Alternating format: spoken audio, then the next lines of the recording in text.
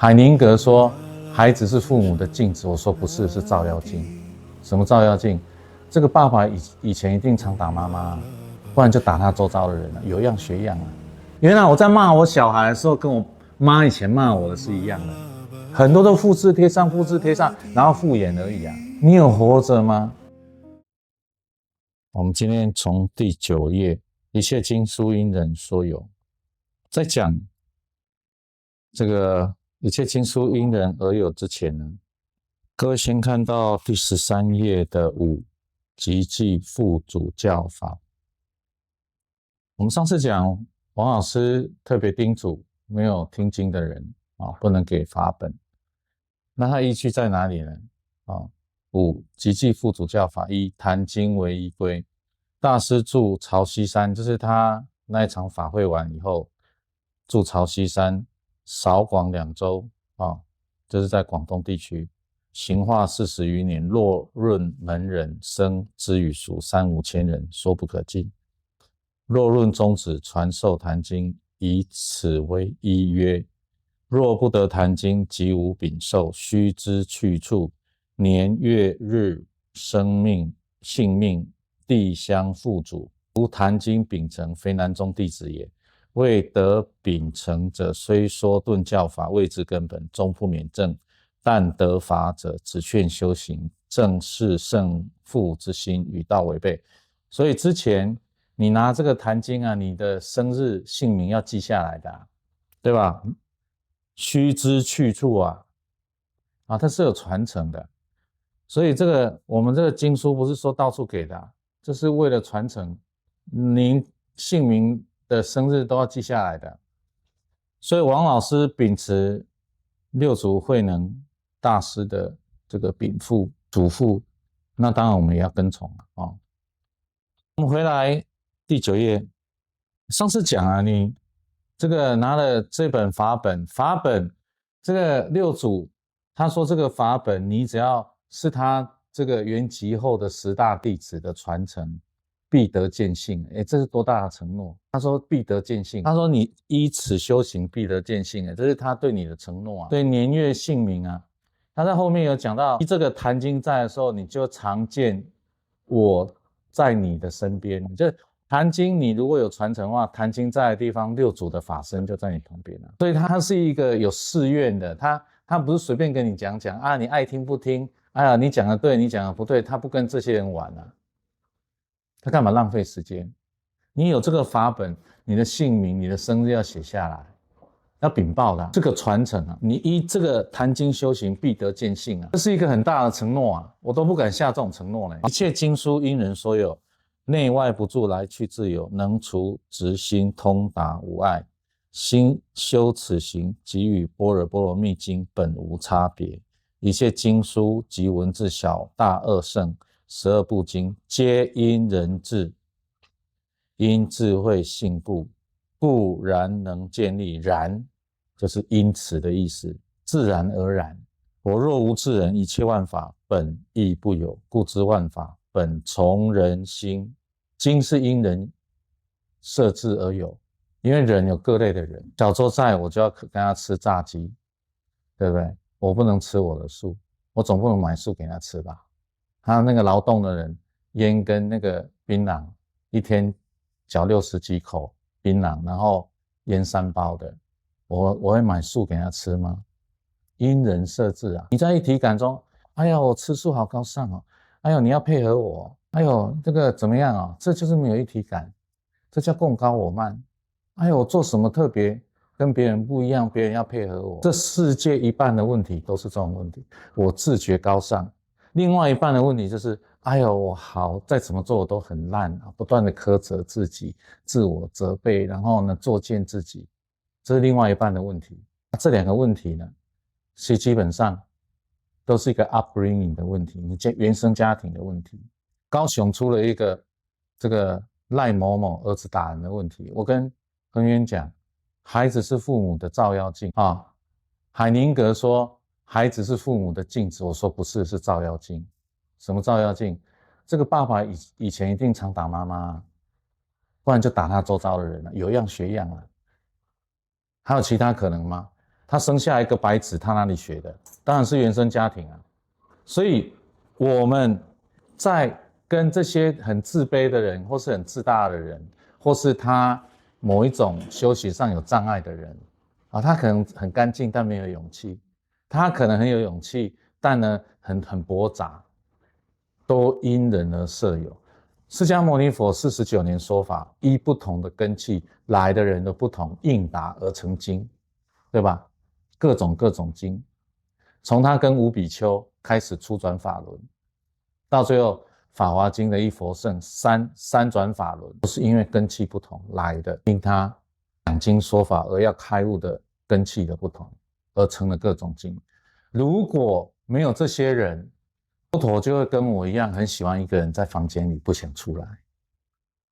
但是有人来，我们就要应接一下，因为他在那里，他坐着，他做什么？饿了去这个乞食一下。那时候那个玻璃是怎么样？人家给你什么食物你不能挑，所以佛陀不是吃素的，人家的心意给你还挑三拣四啊！哎呦，这个我不吃，你给我别的，没有这回事啊！吃素是梁武帝以后的事情。那你说吃素有没有好处？当然有好处啊！就我一个修炼的人，我知道吃素是有好处的。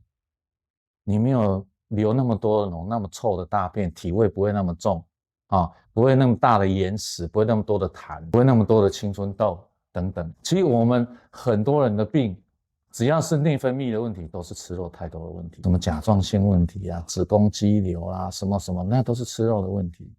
为什么？因为动物现在的动物呢，打了很多生长激素，会不会干扰你的腺体？那肯定会的。然后再来，动物的肉、脂肪，它是坏的菌的食物啊。我以前讲过，那个长庚的一个毒物科的益菌是吃素的，坏菌是吃荤的。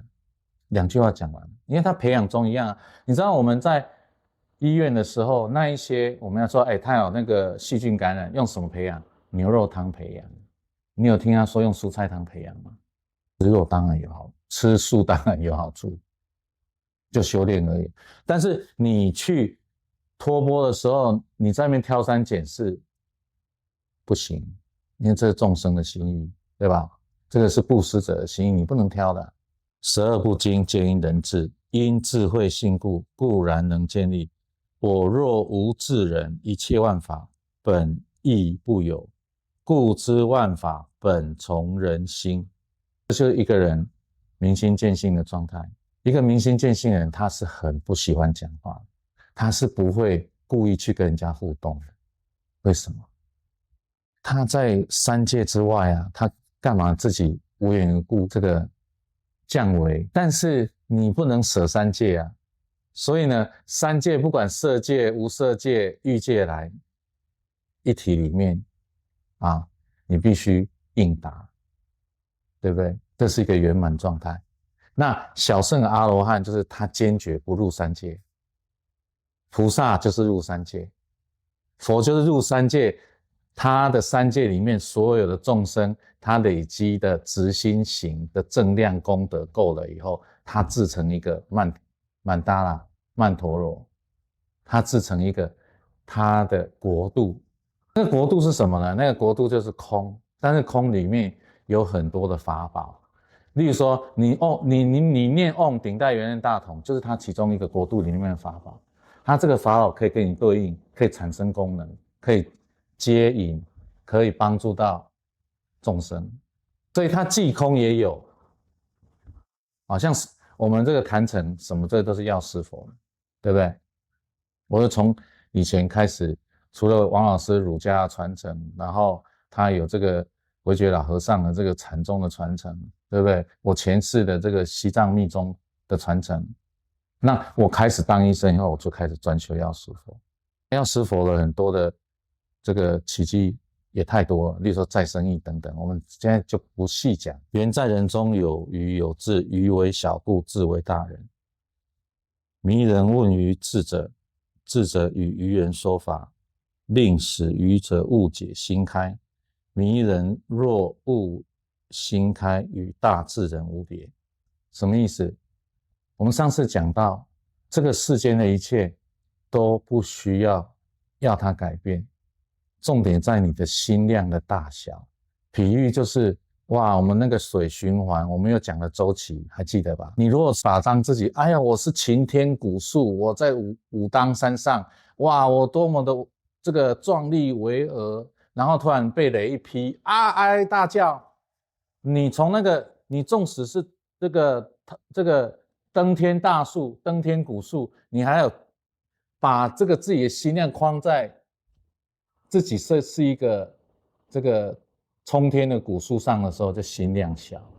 你要把这个心量放大的时候，就好像你的视野往后拉，你看到哇，原来这个树是在武当山上，武当山又是在一连串的山脉上，然后再放大，它是在整个神州大陆上，再放大，它是在整个地球里面的小小的一个点。一个明心见性的人，就是他已经跳出地球的视野来看地球了。我那一天在法弟子群体不是传给你们各位一个连结吗？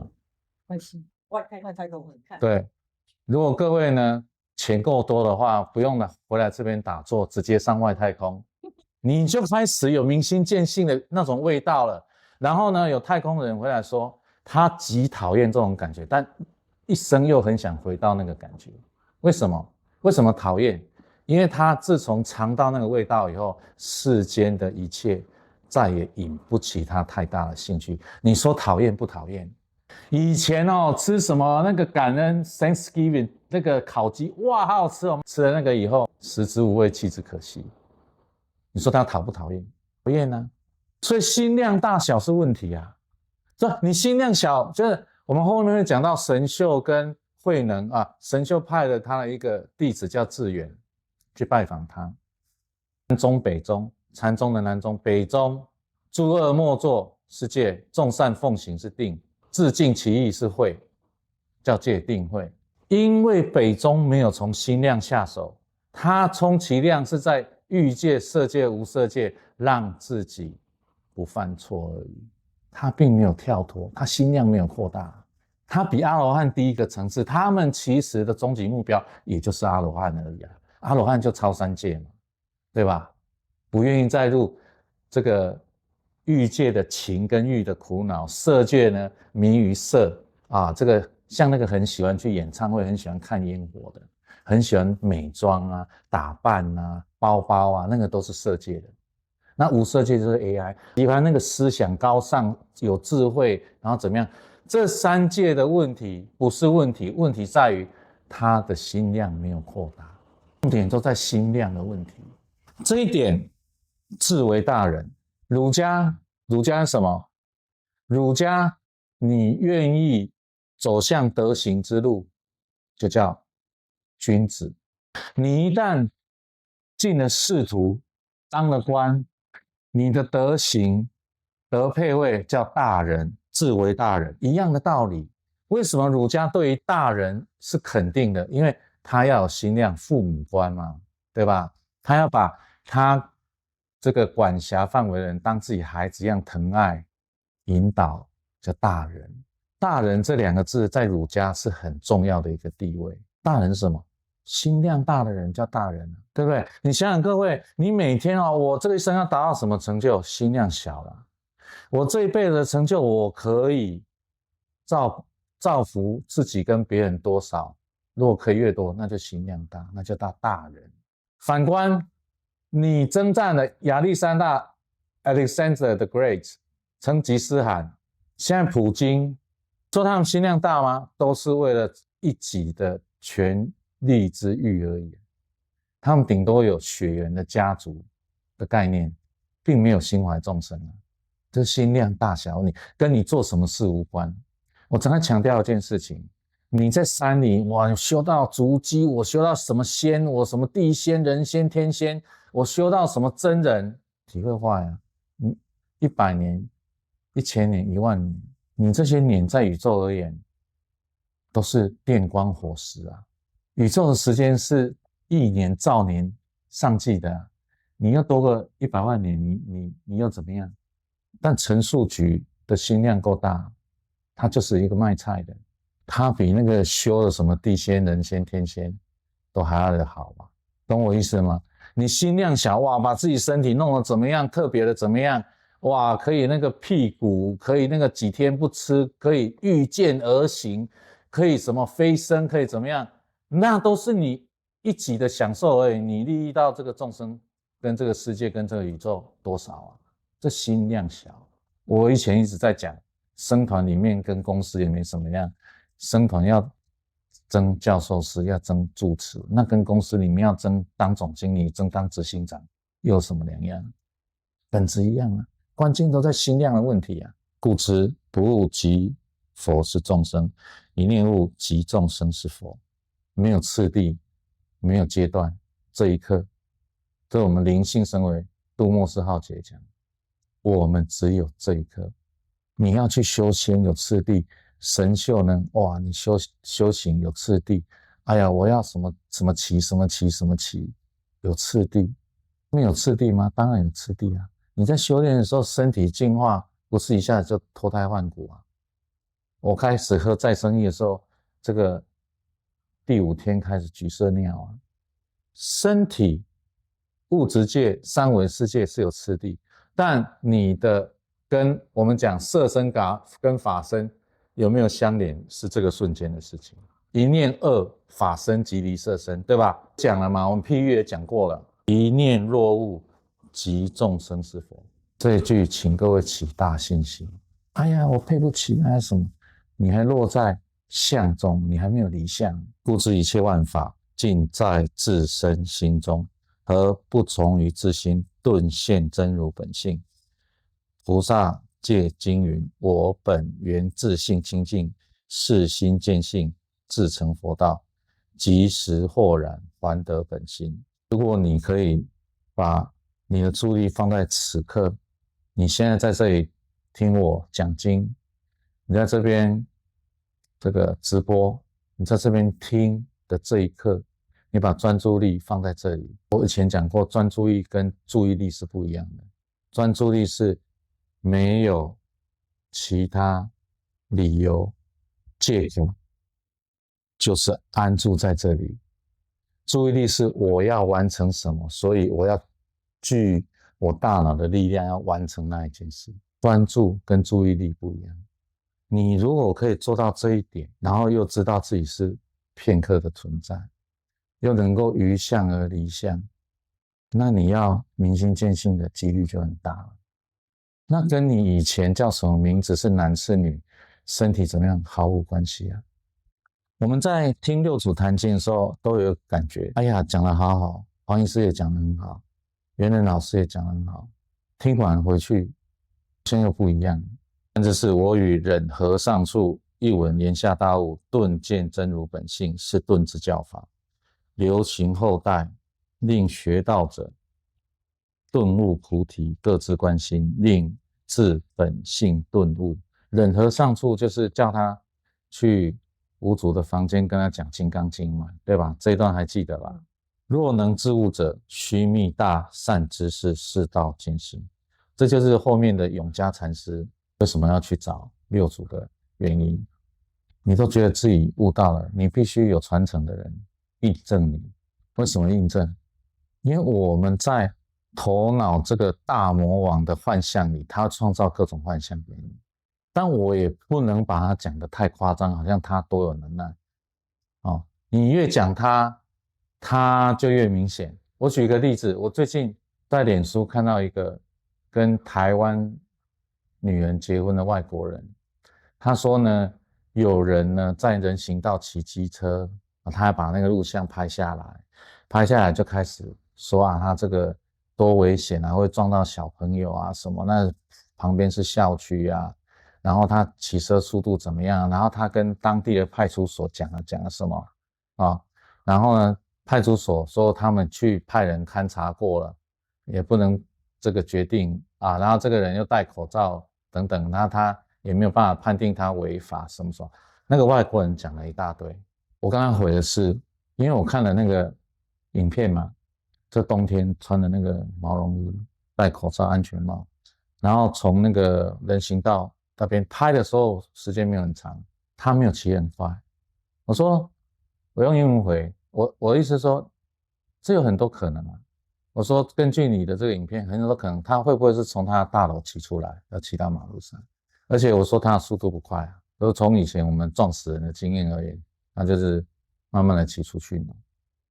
我这里要讲的重点是，所谓的法治社会，你一直在盯别人有没有犯法，你就把自己锁死在那一个层次。各位懂我要讲的意思吗？为什么这么讲？你一到处在挑人毛病的人，好像我比较高尚，好像我要呈现一种社会正义，但这个本质是什么？你不就是一个有一对到处跟你讲你做对做错的父母而已吗？答案就是这么简单了。他后面回我说 ，To me it sounds like coddling， 这样好像溺爱。我说 Yes， 我说我们就是这样做的。然后我说 Well，I cannot represent all Taiwanese。我现在没有在讲他错，我在讲这一件事情。可是大部分的台湾人，他不会接着说他有罪有错，我们可能还会再看一下。所以你想想看，为什么那么多的外国人喜欢台湾？因为台湾的容忍度很大，包容度很大。你看那些外国人来台湾干了什么鸟事啊？没关系，我们当他这个刚来台湾不会太计较。后面还有一个人讲说，哎呀，其实我们台湾人是严以律己，宽以待人呐。当然这样讲也是对哦。但我今天要特别讲到这一点的一个原因，就是我们之前讲过了，有依有赖于他人都是虚妄。你一个人为什么会痛苦？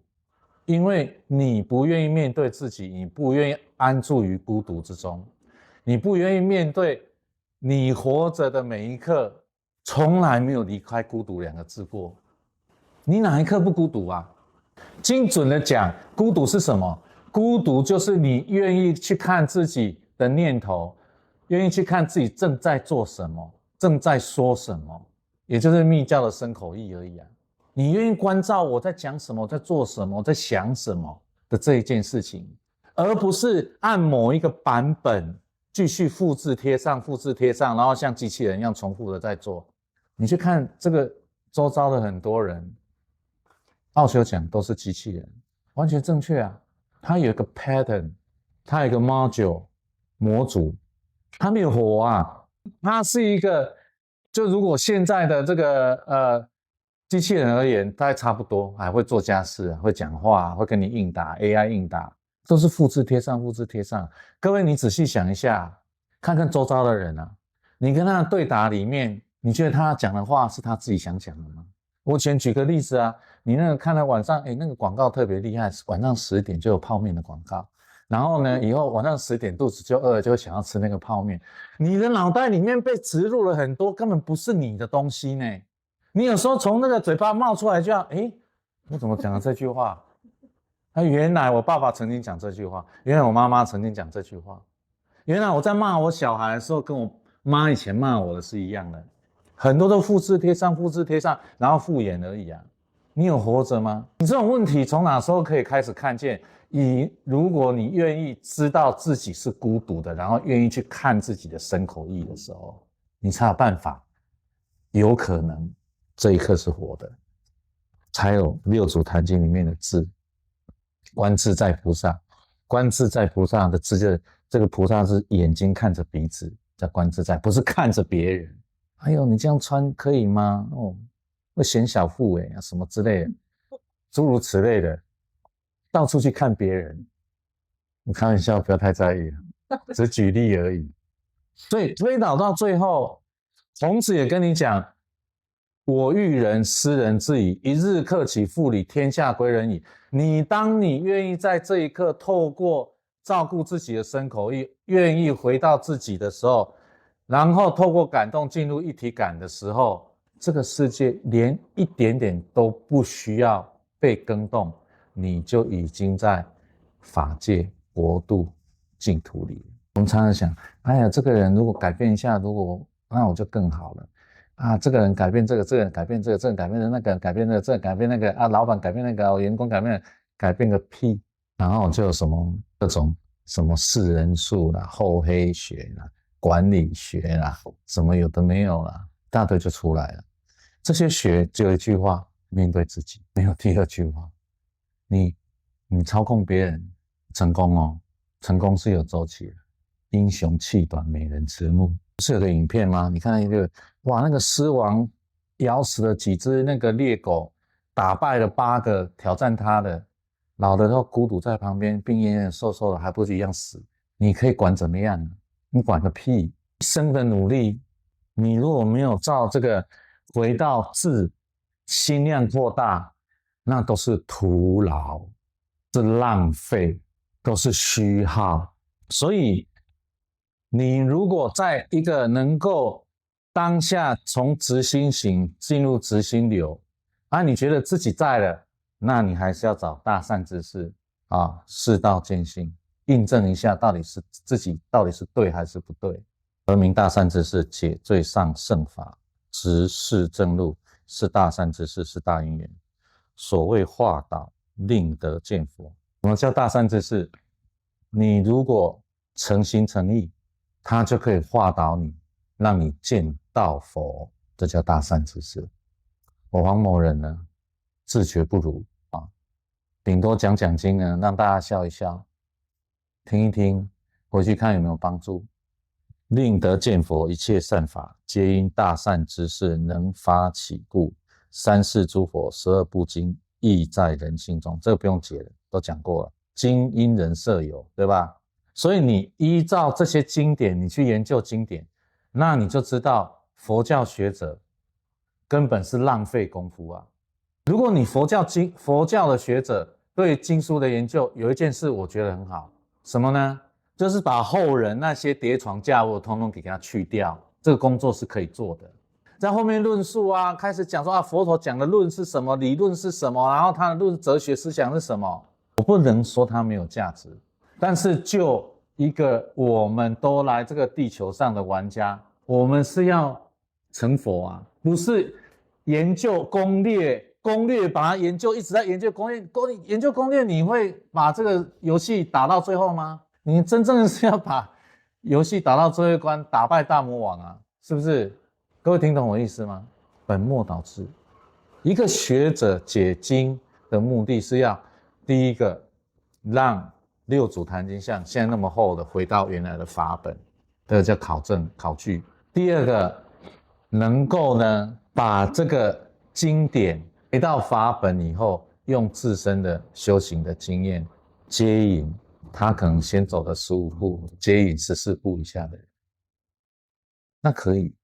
其他你把它做成论，做成学说，跟你的生命跟别人的生命有什么太大的关系？没有须得善知识，世道见性。若自悟者，不假外求。善知识若取外求善知识，妄得解脱，无有是处。当然，找到善知识就是要让你见性成佛了。当然，他的意思就是说，你自己必须对于见性明心见性这件事，你要下足功夫你不要什么都没有准备。哎呦，你来让我开悟你那个数学连国小都没毕业，你去大学找那个数学教授说，哎呀，你让我这个解这个费马定律这个没有办法解的这个，那不是痴人说梦吗？他的意思就这样，你自己要先累积好你真的，哎呀，我觉得我明心见性来找大善知识印证一下到底对不对，对不对？不是说我这个自己什么功课都没有做，都没有准备，哎呀，你马上给我一个仙女棒。我常常很多病人这个常常说，哎呀，你现在要我给你一个仙女棒帮你敲一下，你病就没了。我没有，不好意思，病是一个功课跟学习，你自己不面对它，不面对你的身体，然后你说哎呦没事，我都交给你了，你是大师，你是大医师什么，我听到这个我都很害怕。哪一天他不顺他的意了，我不是大师，是大师，这个湿很湿的湿把我丢到水里面淹死的大师所以这个常常很多我们，你看到很多周遭，有时候你就觉得说，例如说我在看诊的时候，我为什么要退挂？他听了讲一大堆，我这样不好意思，一仙人助人我跟你姻缘不到，3000块退你，我时间花了我也没关系，滔滔讲一大堆，证明自己多厉害，什么怎么样？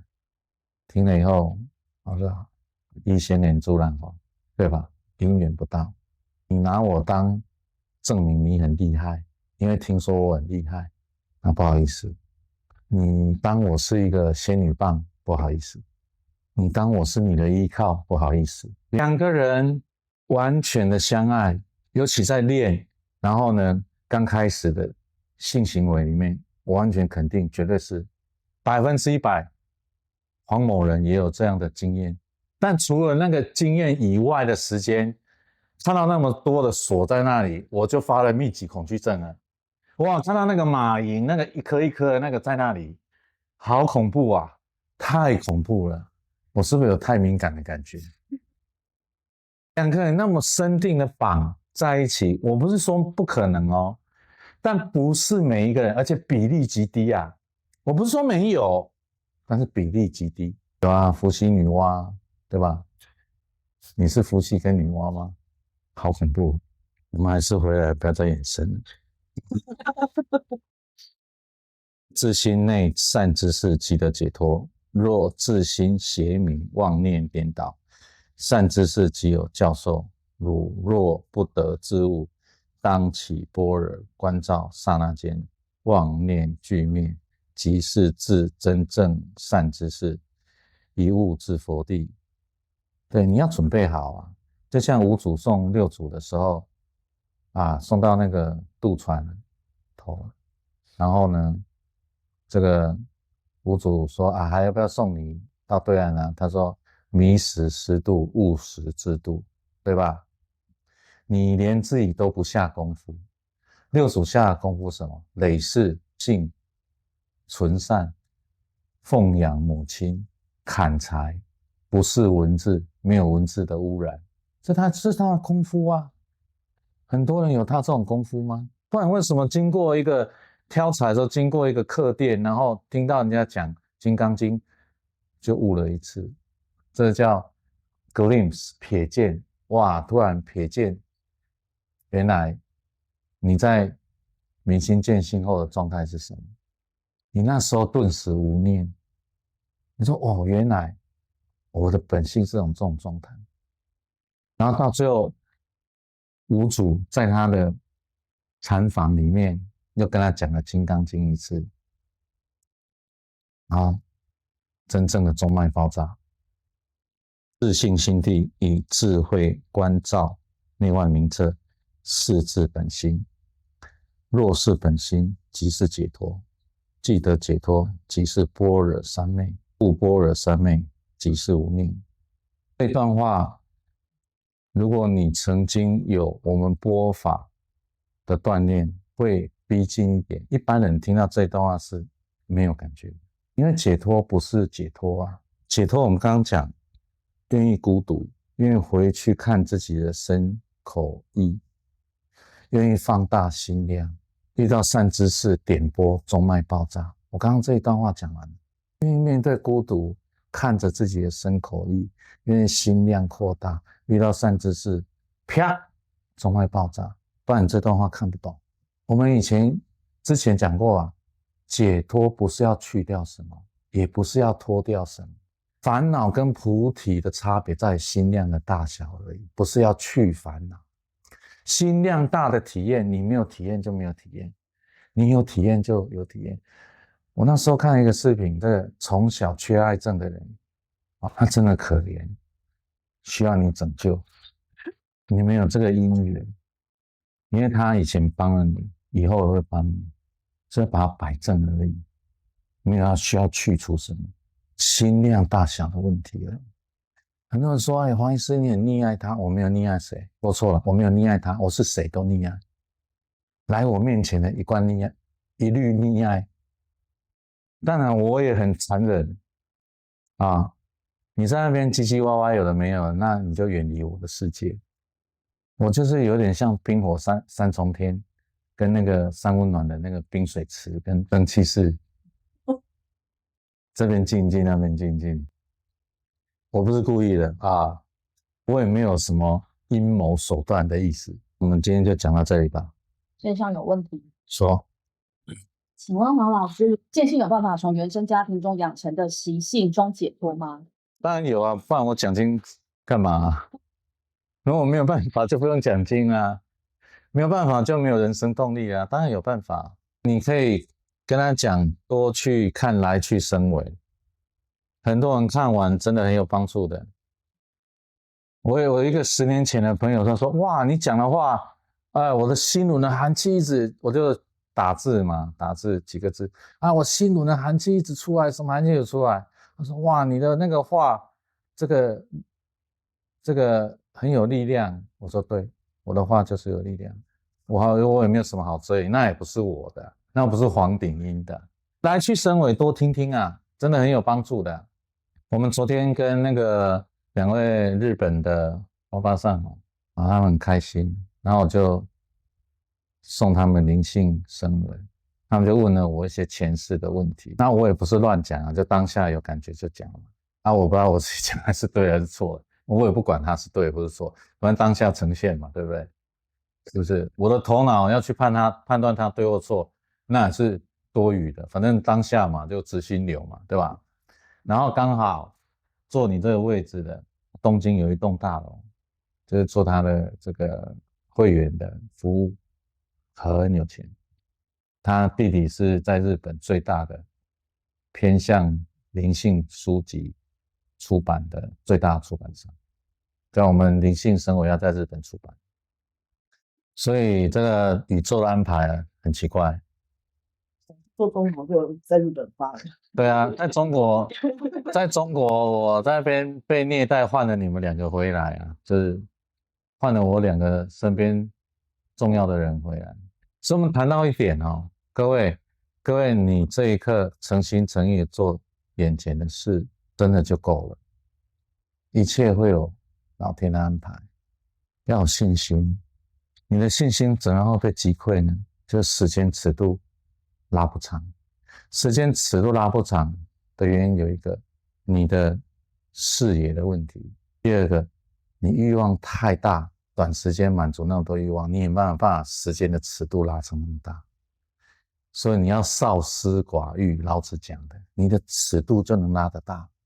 所以心量大之前，你的 vision 要大，vision 要大，我们刚刚讲了，你的思考，你的欲望，然后再来你对外界的关注能够减少，你的 time scale 就可以拉大。你的 time scale 能够拉大，你就不会被很多事情影响，而知道诚心实意的做眼前的事，一切都有老天爷的安排。这后面你想，为什么世间的人为什么烦恼根深？为什么业障重？就是这3个尺度的问题。第一个，他思考的架构里面没有无时空的架构，他的架构里面只有过去、现在、未来的架构，所以他会落在我过去怎样被伤害，我现在怎么防备，然后我未来要成为什么样的人回来欺负这些人的这种 mind。然后他的欲望太多，我要那个法拉利，我要豪宅，我要这个，哇！你现在好了，就算你有1亿啦，你要的是100亿，你哪有时间独处啊？开始应付别人，哇，他赚很多钱，怎么样，我达到100亿，你哪有时间啊？不可能啊！然后最后就是，哎呀，要关注很多外面的事情，你哪有时间呢？所以你没有办法去体会到，之前讲了。你进入执行型以后的哇，每一刻都在哇，像刘姥姥进大观园一样，我每一刻都哇，昨天我们书记要到日本，哇，你在执行型跟执行人，哇，这就是奥修讲的 ecstasy moment to moment。你在这一刻，每一刻，当你在法界的时候，每一刻都像天上洒花下来，真的。那你就知道我为什么可以待在房间里那么久。房间里面有什么吗？有后宫3000佳丽，有金山银山吗？没有。希望各位早一点可以领略这种美妙。